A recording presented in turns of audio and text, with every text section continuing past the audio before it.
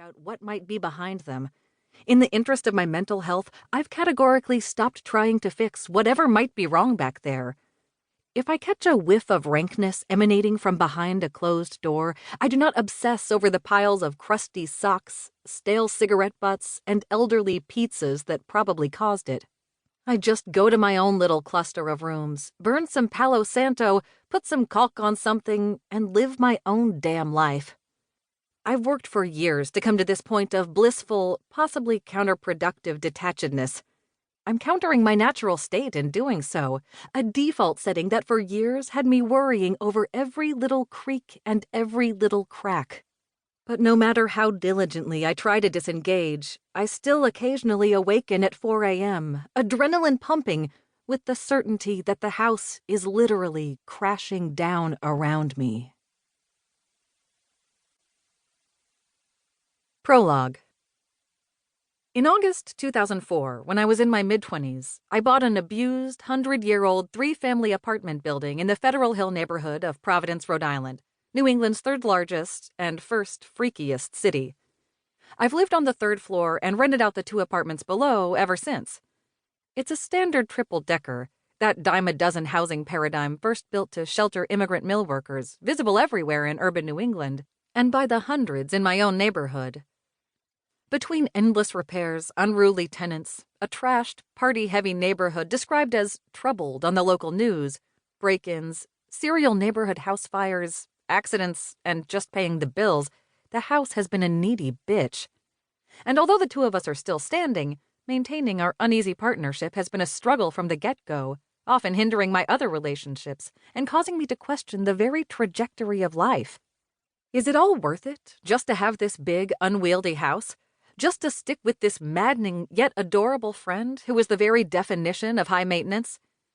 Exactly which of my life goals am I fulfilling by ignoring the mile markers other people use to measure their lives and opting, instead, to coddle a cranky and battered apartment building in a downtrodden neighborhood of a small post-industrial American city? And why do I find it acceptable to rent apartments to people who smoke crack or break bathtubs with sledgehammers? That's right. This story's not just about me and my crumbling, ancient house. It's about me, my crumbling, ancient house, and a host of other disoriented humans stumbling through their third and fourth decades herewith. Starting out as a landlady, I didn't have siblings, a spouse, or kids. No sweat, I thought. Who needs such fetters when I have the volatile frisson of living with renters? As I age, my tenants get younger. As I get more settled in life, they become more erratic. It's all very my first apartment around here. A dude-centric assemblage of cigarette butts, beer cans, Black Sabbath, and rock band. Their cumulative comings and goings have shone a light for me into the reaches of the modern young male brain. It's dry kindling in there, and I'm just trying to keep it from sparking up.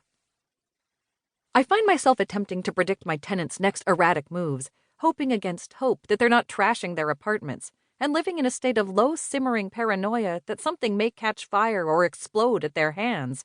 I do not exaggerate when I say that a tenant's late-night burnt toast once brought me to engage in a militaristic sweep of the house.